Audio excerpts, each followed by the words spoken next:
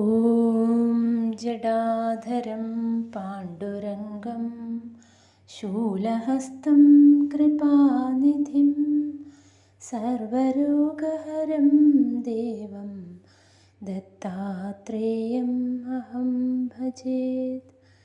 ഗുരുപരമ്പരയ്ക്കും Shri P Keshavan നമ്പൂതിരിക്കും പ്രണാമം. ശ്രീപാദ ശ്രീവല്ലഭ ചരിതാമൃതാകാരേണ ഗുരുദത്താത്രേയ ശ്രീപാദ ശ്രീവല്ലഭ പരബ്രഹ്മണേ നമഃ. അധ്യായം 28. ശ്രീ വാസവി നഗരേശ്വരന്മാരുടെ കഥ. വിഷ്ണു മഹാവിഷ്ണു, ലക്ഷ്മി മഹാലക്ഷ്മി, സരസ്വതി മഹാസരസ്വതി, കാളി മഹാകാളി വർണ്ണനകൾ.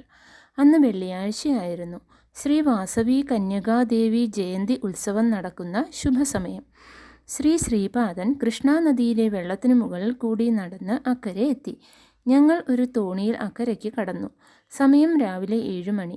തിരുമല മഹാക്ഷേത്രത്തിലെ ശ്രീ വെങ്കടേശ്വര സ്വാമി ശ്രീ അലിമേലു മങ്കാംബികയോടു കൂടി അർച്ചനാദികൾ സ്വീകരിക്കുന്ന ശുഭസമയം. ശ്രീപാദൻ തലേ ദിവസം നിർമ്മിച്ച ഗോശാലയിൽ കയറി അഗാധമായ ധ്യാനത്തിൽ മുഴുകി. ഞങ്ങളും അതേ സമയത്ത് ഗോശാലയിൽ കയറി. പഞ്ചദേവ പഹാഡിൽ ശ്രീപാദൻ്റെ ദർബാർ പ്രാരംഭമായ അപൂർവ സമയമായിരുന്നു അത്. മഹാത്ഭുതം! ശ്രീചരണൻ്റെ ശരീരം പെട്ടെന്ന് തേജോമയമായി തീർന്നു. ആ മഹാതേജസ് 4 ദിക്കുകളിലേക്കും പ്രസരിച്ചുകൊണ്ടിരുന്നു. ആ ശരീരം സാധാരണ ശരീരമായല്ല, ഒരു തേജോമൂർത്തിയായാണ് കാണപ്പെട്ടത്. അദ്ദേഹം ഗോശാലയിൽ നിന്ന് പുറത്തു വന്നു. സാധാരണയായി അദ്ദേഹത്തിൻ്റെ നിഴൽ ഭൂമിയിൽ വീഴേണ്ടതാണ്. എന്നാൽ അന്ന് ഭൂമിയിൽ നിഴൽ കാണപ്പെട്ടില്ല. സാധാരണയായി അദ്ദേഹം നടക്കുമ്പോൾ തറയിൽ കാലടിപ്പാടുകൾ ഉണ്ടാകേണ്ടതാണ്.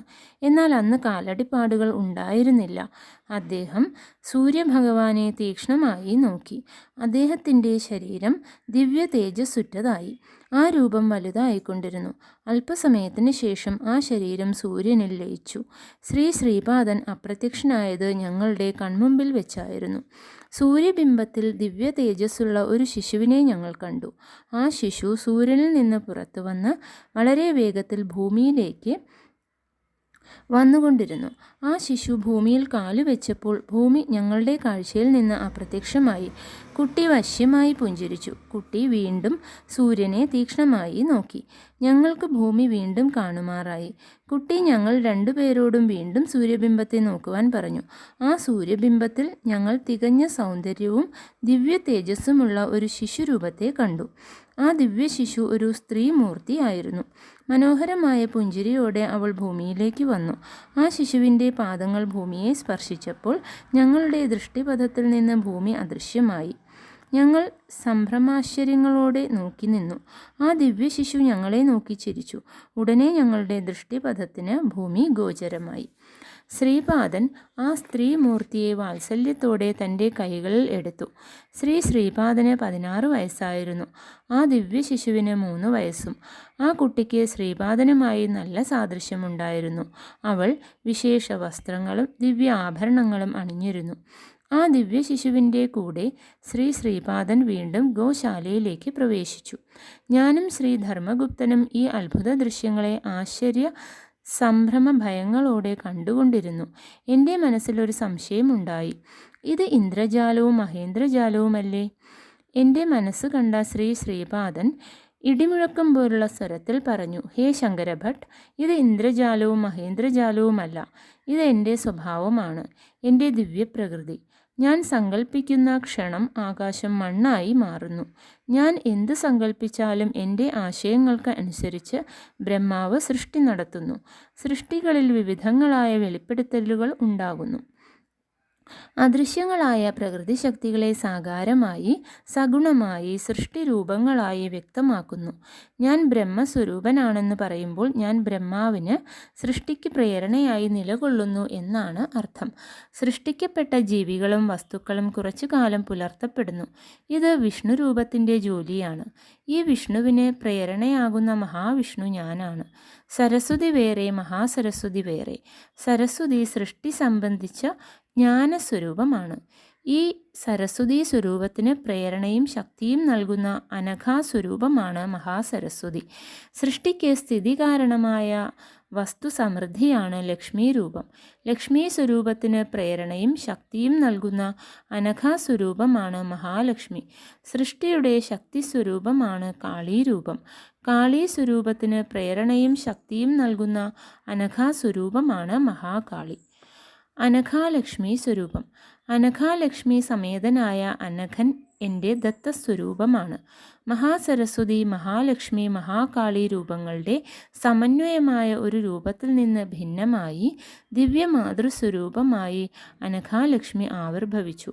അതുകൊണ്ട് അനഘാലക്ഷ്മി, മഹാസരസ്വതി, മഹാലക്ഷ്മി, മഹാകാളി സ്വരൂപങ്ങളുടെ താതാത്മ്യസ്ഥിതിയെ ധരിക്കുന്ന ആ മൂന്നിനും ആധാരവും അതീതവുമായ ദിവ്യശക്തിയാണ്. എൻ്റെ അനഘാരൂപം ബ്രഹ്മ വിഷ്ണു രുദ്രന്മാരുടെ താതാത്മ്യസ്ഥിതിയെ ധരിക്കുന്ന ആ മൂന്നിനും ആധാരമായി അതീതമായി നിന്ന് ത്രിശക്തി സ്വരൂപിണിയായ അനഘയെ ഇടതുഭാഗത്ത് ധരിക്കുന്ന ശാക്തരൂപമാണ്. ത്രേതായുഗത്തിൽ ചെയ്ത സവിതൃകാഠക ശയനത്തിൻ്റെ ഫലമായി അർദ്ധനാരീശ്വര തത്വത്തെ ആധാരമാക്കി എൻ്റെ ദിവ്യഭവ്യ സ്വരൂപം മഹാവൈഷ്ണവമായോടുകൂടി യതിസ്വരൂപമായ ശ്രീപാദ ശ്രീവല്ലഭ രൂപത്തിൽ ശ്രീ പീഠികാപുരത്ത് അവതരിച്ചു. നിങ്ങൾ കാണുന്ന ഈ രൂപം അതിൻ്റെ ശരിയായ സ്ഥിതിയിൽ മഹാലക്ഷ്മി മഹാവിഷ്ണു സ്വരൂപമാണ്. ശ്രീ പത്മാവതി രൂപം മഹാസരസ്വതി, മഹാലക്ഷ്മി, മഹാകാളി ചൈതന്യങ്ങളെ തന്നിൽ വഹിക്കുന്നു. എങ്കിലും ദേവിയുടെ സ്വരൂപം മഹാലക്ഷ്മിയുടേതാണ്. ത്രിശക്തികളെയും ധരിക്കുന്ന ദേവി അവയ്ക്ക് ആധാരവും അതീതവുമായ പരാശക്തിയാണ്. ശ്രീ വെങ്കടേശ്വര രൂപം ബൃഹദാകാരമായ ബ്രഹ്മൻ്റെയും വിരാട് സ്വരൂപമായ മഹാവിഷ്ണുവിൻ്റെയും പ്രളയകാല രുദ്രൻ്റെയും ദിവ്യ ചൈതന്യങ്ങളെ തന്നിൽ ധരിച്ച് അവർക്ക് ആധാരമായും അതീതമായും വർത്തിക്കുന്ന പരബ്രഹ്മസ്വരൂപമാണ്. ശ്രീപാദ ശ്രീവല്ലഭൻ മഹാവൈഷ്ണവമായ രൂപമായ ശ്രീ പത്മാവതി വെങ്കടേശ്വരന്മാരുടെ അർദ്ധനാരീശ്വര രൂപമാണെന്ന് അറിയുക. അപ്പോൾ ഞാൻ പറഞ്ഞു, ഗുരു സാർവഭൗമ, അങ്ങ് വിജയിക്കട്ടെ. അങ്ങ് പത്മാവതി വെങ്കടേശ്വരനാണ് എന്ന് പറയുന്നു. വീണ്ടും അങ്ങ് അനഘാലക്ഷ്മി സമേത അനഘനാണെന്ന് പറയുന്നു. ഇത് മന്ദബുദ്ധിയായ എനിക്ക് ലവലേശം മനസ്സിലാകുന്നില്ല. ദയവ് ചെയ്ത് വിസ്തരിച്ചു പറഞ്ഞു തന്ന് അനുഗ്രഹിക്കണം. ശ്രീപാദൻ ശ്രീ വെങ്കടേശ്വരനാണ്. ശ്രീപാദൻ ഇങ്ങനെ പറഞ്ഞു: എൻ്റെ കുട്ടികളെ, എൻ്റെ കലകൾ അനന്തമാണ്. എൻ്റെ ദിവ്യതത്വം പലതരത്തിൽ വ്യക്തമാക്കപ്പെടുന്നു. മഹാലക്ഷ്മിയും പത്മാവതിയും അടിസ്ഥാനപരമായി ഒരു തത്വമുള്ളവരാണെങ്കിലും അവർ മഹാലക്ഷ്മിയുടെ തത്വത്തെ സ്വീകരിക്കുമ്പോൾ എന്നിൽ നിന്ന് മഹാവിഷ്ണു തത്വം പ്രഭുതത്വമായി ആവിർഭവിക്കുന്നു. അവർ പത്മാവതി തത്വത്തെ സ്വീകരിക്കുമ്പോൾ എന്നിൽ നിന്ന് വെങ്കടേശ്വര പ്രഭുതത്വം ആവിർഭവിക്കുന്നു. സഗുണ സാകാര തത്വം ആവിർഭവിക്കുമ്പോൾ അതിന് യോജിച്ച മര്യാദകളും ലോക ആചാരങ്ങളും പരിമിതികളും അനുസരിക്കേണ്ടതുണ്ട്. എൻ്റെ ദിവ്യ സഹോദരിയായ മഹാശക്തി എൻ്റെ കൃഷ്ണാവതാര സമയത്തിന് മുമ്പ് യോഗമായയായി ആവിർഭവിച്ച് വാണം പോലെ അന്തരീക്ഷത്തിലേക്ക് പോയി. മഹാതപസമ്പന്നരും യോഗികളും മഹർഷികളും വൈശ്യമുനികളും ചെയ്ത ഘോര തപസ്സിൻ്റെ ഫലമായി ആ യോഗമായ വാസവി കന്യകയായി ആവിർഭവിച്ചു. ചില പ്രത്യേക കാരണങ്ങളാൽ എനിക്ക് ശ്രീ പീഠികാപുരത്ത് അവതരിക്കേണ്ടി വന്നു. ഇനി വരാൻ പോകുന്ന കാര്യക്രമങ്ങളെ കൺകുളിർക്കെ കണ്ടുകൊള്ളൂ. എൻ്റെ അവതാരതത്വത്തെ, ദിവ്യ വിനോദഭരിതമായ ലീലാവിശേഷത്തെ, ചരിതാമൃതത്തെ കാണുക. കുട്ടി ശങ്കരഭട്ട് ഈ പഞ്ചദേവ പഹാഡിൽ ഇന്ന് നടക്കുന്ന ലീലാവിശേഷങ്ങളെ ഉള്ളതുപോലെ കൃത്യമായി നിങ്ങൾ കാണുന്നത് അതേപടി ചരിതാമൃതത്തിൽ എഴുതൂ. അത് വരും തലമുറകൾക്ക് തിളക്കമാർന്ന പ്രചോദനങ്ങൾ നൽകും. അത് പല തീവ്ര സന്ദേഹങ്ങളെയും വിച്ഛേദിക്കും. ഈശ്വരവിശ്വാസം ഉള്ളവർക്കത് നൂതന ശക്തി, ഭക്തി, ഉത്സാഹങ്ങൾ ഉണ്ടാക്കും. ഞങ്ങൾ രണ്ടുപേരും ദിഗ്ഭ്രമത്തോടെ നോക്കിയിരിക്കെ ശ്രീപാദ ശ്രീവല്ലഭ രൂപം ഒരു ദിവ്യ തേജോരൂപമായി. അതിൽ നിന്ന് ശ്രീ പത്മാവതി ദേവിയും ശ്രീ വെങ്കടേശ്വരനും ആവിർഭവിച്ചു. അധ്യായം 29. ശ്രീപാദൻ്റെ ദിവ്യോപദേശം. ഞങ്ങൾ കുരുംഗഡ്ഡയിൽ ചെന്ന് ശ്രീപാദനെ ദർശിച്ചു. ആജ്ഞയനുസരിച്ച് അദ്ദേഹത്തിൻ്റെ മുമ്പിൽ ഇരുന്നു. ശ്രീപാദൻ ഇപ്രകാരം പറഞ്ഞു: ശ്രീപാദൻ മറ്റു ശരണം ഇല്ലാത്തവരെ രക്ഷിക്കുന്നു. കുട്ടികളെ, ഇന്നലെ ശ്രീ വാസവി ജയന്തി ഉത്സവം കാണുവാൻ കഴിഞ്ഞ നിങ്ങൾ ധന്യരാണ്. എൻ്റെ കയ്യിൽ സ്ഥലവും സമയവും കളിപ്പന്തുകളാണ്. ഏതെങ്കിലും സ്ഥലത്ത് നടക്കേണ്ടതായ സംഭവങ്ങളെ അല്ലെങ്കിൽ നടന്നുകൊണ്ടിരിക്കുന്നതോ നടക്കാൻ പോകുന്നതോ ആയ സംഭവങ്ങളെ ഭൂത, വർത്തമാന, ഭാവി കാലങ്ങളിലേക്ക് മാറ്റുവാൻ എനിക്ക് കഴിയും. സ്ഥലത്തെയും കാലത്തെയും അവസാനമില്ലാത്ത യാത്രയായി തോന്നിക്കുവാൻ എനിക്ക് കഴിയും. നിങ്ങൾ എത്ര ശ്രമിച്ചാലും ഞാൻ ചെയ്യുന്നതിന് വ്യത്യാസം വരുത്തുവാൻ കഴിയുകയില്ല. നിങ്ങളുടെ അന്തർബോധത്തിൻ്റെ തോതനുസരിച്ച് മാത്രമേ നിങ്ങൾക്കെന്നെ മനസ്സിലാക്കുവാൻ കഴിയുകയുള്ളൂ. സർവധർമ്മങ്ങളെയും പരിത്യജിച്ച് എന്നെ അന്തർയാമി രൂപത്തിൽ കണ്ട് അഭയം പ്രാപിച്ച് എൻ്റെ ആജ്ഞപ്രകാരം കർമ്മങ്ങൾ ആചരിക്കുമ്പോൾ നിങ്ങളുടെ സർവഭാരങ്ങളെയും വഹിച്ച് ഞാൻ നിങ്ങളെ കരയ്ക്കെത്തിക്കും. കേവലം ഒരു വാക്കുകൊണ്ട് പ്രകൃതിയെ അടക്കി നിർത്തുവാൻ കഴിയുന്നതുകൊണ്ട് സരസ്വതി എന്ന പേരിൽ ഞാൻ പ്രസിദ്ധനാകും. കലിയുഗത്തിലെ മനുഷ്യർ ഹിരണ്യകശിപുവിനെ പോലെയുള്ളവരാണ്. അവരുടെ പ്രശ്നങ്ങളും ആശയങ്ങളും ആലോചനകളും രീതികളും വളരെ ക്ലേശകരങ്ങളാണ്. അവർ പ്രകൃതി വിജ്ഞാനം കൊണ്ട് ഏറെ പരിണാമങ്ങൾ നേടി. ഹിരണ്യകശിപുവിനെ പോലെ പ്രകൃതി മാതാവിൽ നിന്ന് വരങ്ങളെ നേടുന്നു.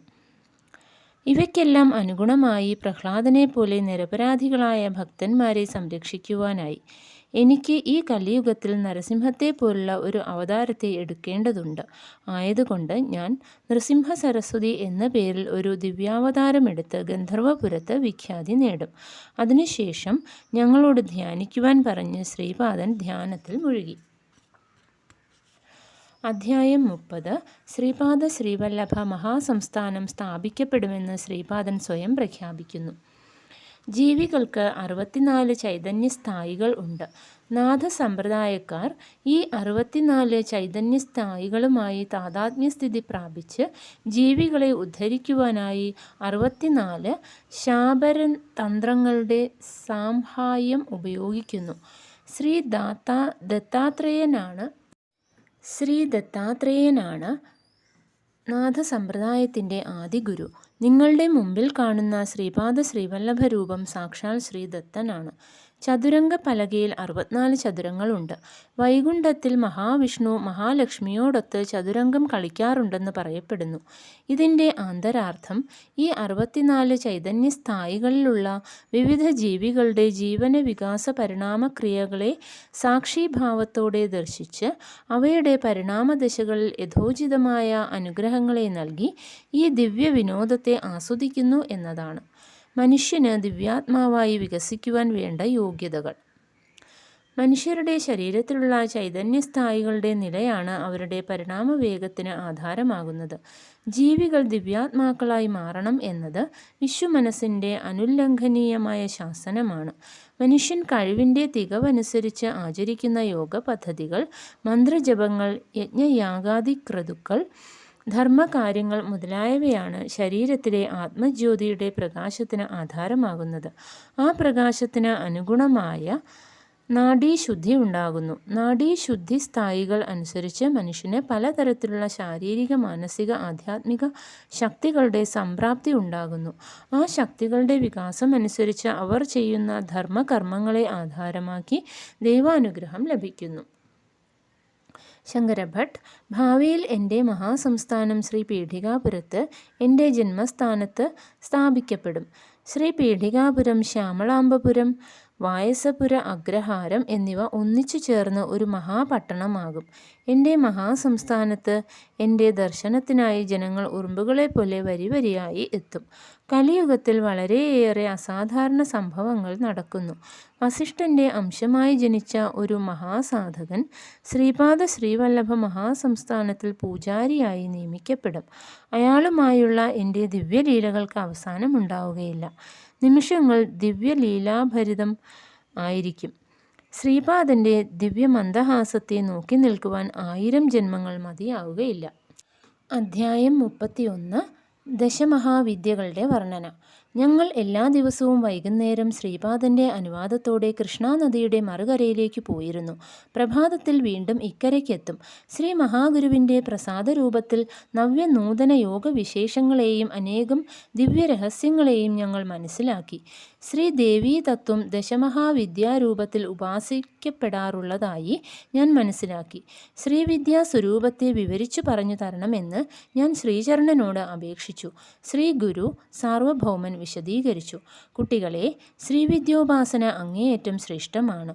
പണ്ട് ഹയഗ്രീവന്റെ കൃപ കൊണ്ട് അഗസ്ത്യമുനി ശ്രീവിദ്യയെ മനസ്സിലാക്കി. അദ്ദേഹം അത് തൻ്റെ പത്നി ലോപാമുദ്രാദേവിയെ പഠിപ്പിച്ചു. ശ്രീ ലോപാമുദ്രാദേവി ശ്രീവിദ്യയെ സംബന്ധിച്ച ആന്തരാർത്ഥത്തെ അഗസ്ത്യന് പറഞ്ഞു കൊടുത്തു. ഒരു തരത്തിൽ ലോപാമുദ്രാദേവി അഗസ്ത്യൻ്റെ ഗുരുവായി. മറ്റൊരു തരത്തിൽ അഗസ്ത്യൻ ലോപാമുദ്രാദേവിയുടെ ഗുരുവാണ്. വളരെ വിചിത്രമായ ഒരു അവസ്ഥ. ലോപാമുദ്രയുടെയും അഗസ്ത്യൻ്റെയും ചരിത്രം.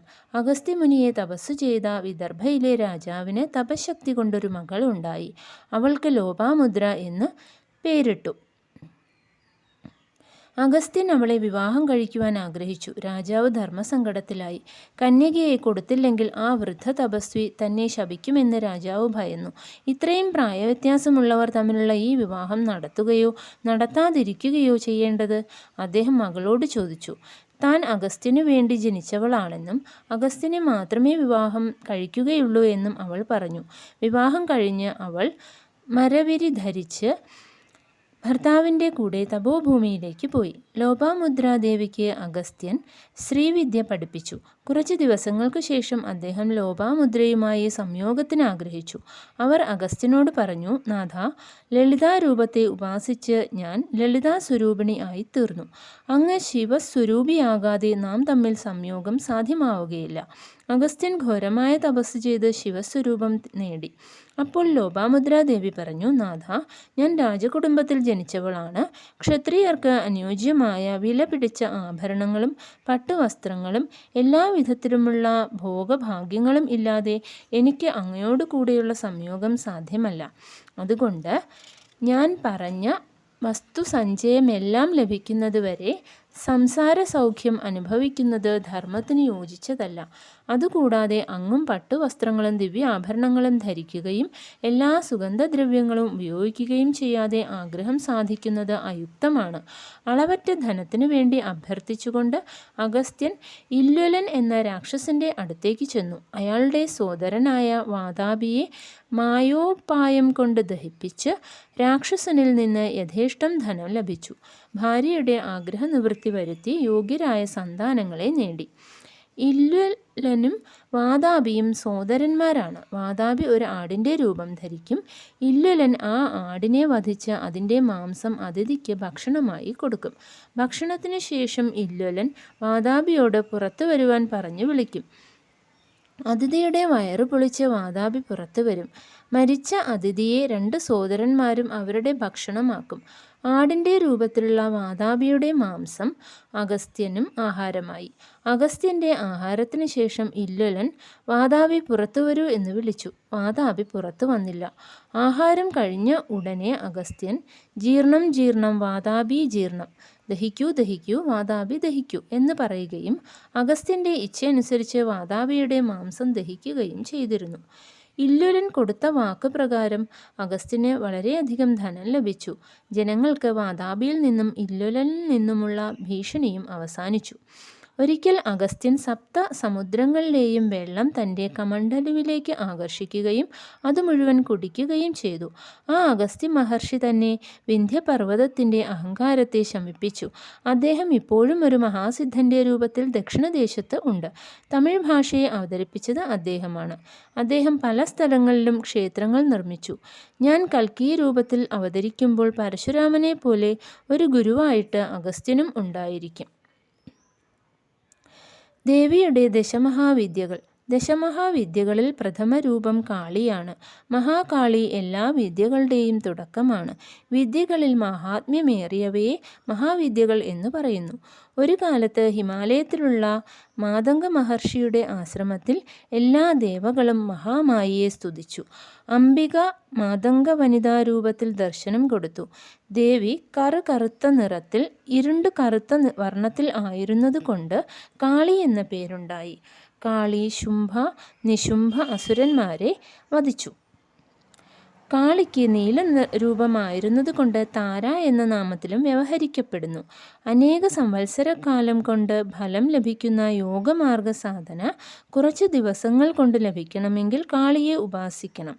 സാധനാകാലത്ത് കാളി ശക്തി തൻ്റെ ശരീരത്തിലേക്ക് ആകർഷിച്ചു കൊണ്ടിരിക്കുമ്പോൾ യോഗി ദുർഭരമായ അഗ്നിസദൃശ്യമായ ഉഷ്ണത്തെയും അസഹ്യമായ വേദനയെയും അനുഭവിക്കണം.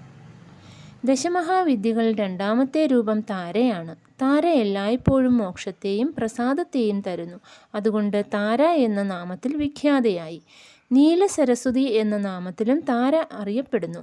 ഭക്തരെ ഭയങ്കരമായ വിപത്തുകളിൽ നിന്ന് രക്ഷിക്കുന്നതുകൊണ്ട് ഉഗ്രതാരാരൂപത്തിലും യോഗികൾ ദേവിയെ ആരാധിക്കുന്നു. വസിഷ്ഠ മഹർഷി വലിയ താരാ ഉപാസകനാണ്. ചൈത്രശുദ്ധ നവമി രാത്രിയെ താരാരാത്രി എന്ന് പറയുന്നു. ദശമഹാവിദ്യകളിൽ മൂന്നാമത്തെ രൂപമാണ് ചിന്നമസ്ത. ഇത് അങ്ങേയറ്റം രഹസ്യമായതാണ്. ദേവി ഒരിക്കൽ സഖിമാരായ ജയ, വിജയ എന്നിവരോട് കൂടി മന്ദാകിനി നദിയിൽ കുളിക്കാൻ പോയി. കുളി കഴിഞ്ഞതിനു ശേഷം ക്ഷുധാഗ്നി പീഡിതയായി, അതായത് വിശപ്പ് സഹിക്കാതെ കറുപ്പ് നിറമായി. സഖിമാർ ദേവിയോട് ആഹാരകാര്യത്തെപ്പറ്റി സംസാരിച്ചു. കൃപാമയിയായ ദേവി വാളുകൊണ്ട് തൻ്റെ തല അറുത്തുമാറ്റി. ആ ശിരസ് ദേവിയുടെ ഇടത് കൈയിലേക്ക് വീണു. കബന്ധത്തിൽ നിന്ന് 3 രക്തധാരകൾ പ്രവഹിച്ചു. 2 ധാരകൾ സഖിമാരും 3-ാമത്തെ ധാര ദേവിയും കുടിച്ചു. അന്നു മുതൽ ദേവി ചിന്നമസ്ത എന്ന പേരിൽ പ്രസിദ്ധയായി. ഹിരണ്യകശിപു ചിന്നമസ്ത ദേവി ഉപാസകനായിരുന്നു. ദശമഹാവിദ്യകളിൽ 4-ാമത്തെ രൂപം ഷോഡശി മഹേശ്വരിയാണ്. ദേവിയുടെ ഹൃദയം ദയാപൂരിതമാണ്. ദേവിയെ ആശ്രയിക്കുന്നവർക്ക് ജ്ഞാനം എളുപ്പത്തിൽ ലഭ്യമാണ്. പ്രപഞ്ചത്തിലെ മന്ത്രതന്ത്രങ്ങളെല്ലാം ഈ മഹാവിദ്യാശക്തിയെ ആരാധിക്കുന്നു. വേദങ്ങൾക്ക് പോലും ദേവിയെ വർണ്ണിക്കുവാൻ കഴിയുകയില്ല. ഈ മഹാശക്തി പ്രസാദിച്ചാൽ ഭക്തരുടെ സർവാഭീഷ്ടങ്ങളും നിറവേറ്റുന്നു. ഈ ഭഗവതിയുടെ ഉപാസന കൊണ്ട് ഭോഗങ്ങളും മോക്ഷവും രണ്ടും സിദ്ധിക്കുന്നു. ദശമഹാവിദ്യകളിൽ 5-ാമത്തെ രൂപം ഭുവനേശ്വരി ദേവിയാണ്. സപ്തകോടി മഹാമന്ത്രങ്ങൾ സദാ ദേവിയെ ആരാധിക്കുന്നു. കാളി തത്വം മുതൽ കമലാ തത്വം വരെ 10 സ്ഥിതികളുണ്ട്. അവയിൽ നിന്ന് അവ്യക്ത ഭുവനേശ്വരി വ്യക്തമായ ബ്രഹ്മാണ്ഡ രൂപത്തെ ധരിക്കുന്നു. പ്രളയവേളയിൽ കമലത്തിൽ നിന്ന്, അതായത് വ്യക്തപ്രപഞ്ചത്തിൽ നിന്ന് ക്രമത്തിൽ ലയിച്ച് കാളീ രൂപത്തിൻ്റെ മൂലപ്രകൃതിയായി മാറുന്നു. അതുകൊണ്ട് ദേവിയെ കാലത്തിൻ്റെ ജന്മധാത്രി എന്നും പറയുന്നു. ദശമഹാവിദ്യകളിൽ 6-ാമത്തെ രൂപം ത്രിപുരഭൈരവിയാണ്. കാലത്തിൻ്റെ വിശേഷാവസ്ഥകളിൽ നിന്ന് ഉളവാകുന്ന പരിതസ്ഥിതികളെ ശാന്തമാക്കുന്ന ശക്തിയെയാണ് ത്രിപുരഭൈരവി എന്ന് പറയുന്നത്. ഈ ത്രിപുരഭൈരവി നൃസിംഹ ഭഗവാന്റെ അഭിന്ന ശക്തിയാണെന്ന് പറയപ്പെടുന്നു. സൃഷ്ടിയിൽ എപ്പോഴും മാറ്റങ്ങൾ നടന്നുകൊണ്ടിരിക്കുന്നു. ആകർഷണ വികർഷണങ്ങളാണ് ഇതിന് മൂലകാരണം. അനുക്ഷണം നടക്കുന്ന ഒരു പ്രക്രിയയാണിത്. ഈ ത്രിപുരഭൈരവിയുടെ രാത്രി നാമം കാളരാത്രി എന്നാണ്. ഭൈരവൻ്റെ നാമം കാലഭൈരവൻ എന്നാണ്. ഇവ രണ്ടിൻ്റെയും സംയുക്ത സ്വരൂപമാണ് എൻ്റെ അടുത്ത നൃസിംഹ സരസ്വതി അവതാരം. മഹായോഗികൾക്ക് അത് ത്രിപുരഭൈരവി കാലഭൈരവ അവതാരമാണ്. ദശമഹാവിദ്യകളിൽ 7-ാമത്തെ രൂപം ധൂമ്രാവതിയാണ്. ഈ ധൂമ്രാവതി ഉഗ്രതാര തന്നെയാണ്. ഈ ദേവിയെ ശരണാഗതി പ്രാപിക്കുന്നതുകൊണ്ട് വിപത്തുകൾ നശിക്കുകയും സമ്പത്ത് ലഭിക്കുകയും ചെയ്യുന്നു. ആഗമങ്ങളിൽ, അതായത് വേദശാസ്ത്രങ്ങളിൽ ദേവിയെ അഭാവസങ്കടങ്ങളെ തടയുന്നവളായി വർണ്ണിച്ചിരിക്കുന്നു. ദേവി ജീവികളുടെ വിശപ്പ്, ദാഹം, കലഹം, ദാരിദ്ര്യം മുതലായ ദൈന്യാവസ്ഥകൾക്ക് കാരണക്കാരിയാണ്. ദേവിയുടെ അനുഗ്രഹം കൊണ്ട് സങ്കടങ്ങൾ ദൂരീകരിക്കപ്പെടുന്നു. ദശമഹാവിദ്യകളിൽ 8-ാമത്തെ രൂപം ബഗളാമുഖിയാണ്. ഇഹലോക പരലോക ദേശ സമാജ ദുഃഖപ്രദ അരിഷ്ടശമനത്തിനായിട്ടും ശത്രുശമനത്തിനായിട്ടും മാതാവ് ആരാധിക്കപ്പെടുന്നു. ഏറ്റവും പ്രമുഖനായ ബഗളാ മഹാവിദ്യോപാസകൻ ബ്രഹ്മദേവനാണ്. വിഷ്ണു ഭഗവാനും പരശുരാമനും ദേവിയുടെ ഉപാസകരാണ്. വളരെ കാലം തിരുമലയിലെ വെങ്കടേശ്വര വിഗ്രഹം ബഗളാമുഖിയായി ആരാധിക്കപ്പെട്ടിരുന്നു. ദശമഹാവിദ്യകളിൽ 9-ാമത്തെ രൂപം മാതംഗിയാണ്. മാതംഗിക്ക് ഗൃഹസ്ഥ ജീവിതത്തിൽ സുഖവും പുരുഷാർത്ഥങ്ങളും നൽകുവാനുള്ള ശക്തിയുണ്ട്. ദേവി മാതംഗ മഹാമുനിയുടെ മകളാണെന്നും പറയപ്പെടുന്നു. ദശമഹാവിദ്യകളിൽ 10-ാമത്തെ രൂപം കമലാലയയാണ്. ദേവി സമൃദ്ധിയുടെ പ്രതീകമാണ്. ഭാർഗവൻ പൂജിച്ചിരുന്നതുകൊണ്ട് ദേവിക്ക് ഭാർഗവി എന്ന പേര് വന്നു. ദേവിയുടെ കൃപ കൊണ്ട് പൃഥ്വി പതിത്വവും, അതായത് രാജാവിൻ്റെ സ്ഥാനവും പുരുഷോത്തമത്വവും രണ്ടും ലഭിക്കുന്നു. ദേവി വിശേഷ വസ്തു സമൃദ്ധിയുടെ പ്രതീകമാണ്. ദേവിക്ക് പത്മാവതി ദേവി എന്നും പേരുണ്ട്. തിരുമലയിലെ ശ്രീ വെങ്കടേശ്വര മഹാപ്രഭുവിൻ്റെ സഹധർമ്മിണിയാണ് ദേവി. എൻ്റെ കുട്ടികളെ, നിങ്ങൾക്ക് ദശമഹാവിദ്യാസ്വരൂപത്തെ ഓരോ ദിവസവും എത്ര പഠിപ്പിക്കണം, ആരാണ് പഠിപ്പിക്കേണ്ടത് എന്നെല്ലാം നിശ്ചയിച്ച് ആ രീതിയിൽ പഠിപ്പിക്കാം. ദശമഹാവിദ്യാസ്വരൂപിണിയായ അനഘാദേവിയെയും ആ അനഘാദേവിയുടെ പ്രഭുവായ അനഘനെയും പൂജിക്കുന്നവർക്ക് അവരുടെ സന്തതിയായ അഷ്ടസിദ്ധികളുടെ അനുഗ്രഹം ലഭിക്കുന്നു. നിങ്ങൾ മാസം തോറും ബഹുളാഷ്ടമി ദിവസം അനഘാഷ്ടമി ആചരിക്കണം. നിങ്ങളുടെ എല്ലാ ആഗ്രഹങ്ങളും സഫലമാകും. ശങ്കരഭട്ട് നിങ്ങൾ രചിക്കുന്ന ശ്രീപാദ ശ്രീവല്ലഭ ചരിതാമൃതം പാരായണം ചെയ്യുകയും അതിനുശേഷം വരുന്നത് ശുക്ല അഷ്ടമി ആയാലും ബഹുള അഷ്ടമി ആയാലും അന്ന് വ്രതം അനുഷ്ഠിക്കുകയും 11 പേർക്ക് ആഹാരം കൊടുക്കുകയും അല്ലെങ്കിൽ തത്തുല്യമായ പണം അന്നദാനത്തിനായി ഏതെങ്കിലും ദത്തക്ഷേത്രത്തിൽ ഏൽപ്പിക്കുകയും ചെയ്യുന്നവർക്ക് പെട്ടെന്ന് ഫലങ്ങൾ ലഭിക്കുന്നു. ചരിതാമൃത പാരായണ മഹിമ. ശ്രീ ചരിതാമൃതം കേവലം ഒരു പുസ്തകമാണെന്ന് കരുതരുത്. അതൊരു സജീവമായ മഹാചൈതന്യ പ്രവാഹമാണെന്ന് മനസ്സിലാക്കണം. നിങ്ങൾ പാരായണം ചെയ്യുമ്പോൾ ആ അക്ഷരങ്ങളിലുള്ള ശക്തി എൻ്റെ മനസ്സിൻ്റെ ചൈതന്യത്തിലേക്ക് പ്രവഹിക്കുന്നു. നിങ്ങൾ അറിയാതെ നിങ്ങൾക്ക് ഞാനുമായി മനസ്സമ്പർക്കം സാധ്യമാകുന്നതുകൊണ്ട് എൻ്റെ കൃപ കൊണ്ട് നിങ്ങളുടെ ധർമ്മബദ്ധമായ എല്ലാ ആഗ്രഹങ്ങളും നിറവേറുന്നു. ശ്രേഷ്ഠമായ ഈ ഗ്രന്ഥം നിങ്ങളുടെ പൂജാമുറിയിൽ ഭദ്രമായി സൂക്ഷിക്കുമ്പോഴും അത് ശുഭപ്രദമായ സ്പന്ദനങ്ങൾ ഉണ്ടാക്കുന്നു. ദുരദൃഷ്ട ശക്തികളെയും താമസ ശക്തികളെയും അകറ്റുന്നു. അറിഞ്ഞോ അറിയാതെയോ ശ്രീപാദ ശ്രീവല്ലഭ ചരിതാമൃതത്തെ നിന്ദിക്കുന്നവരും വിമർശിക്കുന്നവരും തങ്ങൾ അനേക ജന്മങ്ങളിൽ ചെയ്ത സത്പ്രവൃത്തികളുടെ പുണ്യഫലമെല്ലാം നഷ്ടപ്പെടുത്തുന്നു. ധർമ്മദേവതകൾ ആ ഫലങ്ങളെ എടുത്ത് പല തവണകളായി അർഹതയുള്ള പാവങ്ങൾക്ക് വിതരണം ചെയ്യുന്നു. ഇപ്രകാരം നിങ്ങൾ നിർധനനാകുന്നു, പാവപ്പെട്ടവർ ധനികരാകുന്നു. ഇത് അക്ഷരസത്യ ഗ്രന്ഥമാണെന്ന് പ്രമാണമായി പ്രഖ്യാപിക്കുന്നു. ഇത് സ്വതപ്രമാണമാണ്. ഇതിനെ നിന്ദിക്കുന്നവരും വിമർശിക്കുന്നവരും അവർ സമ്പാദിച്ചു വെച്ച പുണ്യം മുഴുവൻ കുറച്ചു കുറച്ചായി നഷ്ടപ്പെട്ട് ദരിദ്രരായിത്തീരുന്നു.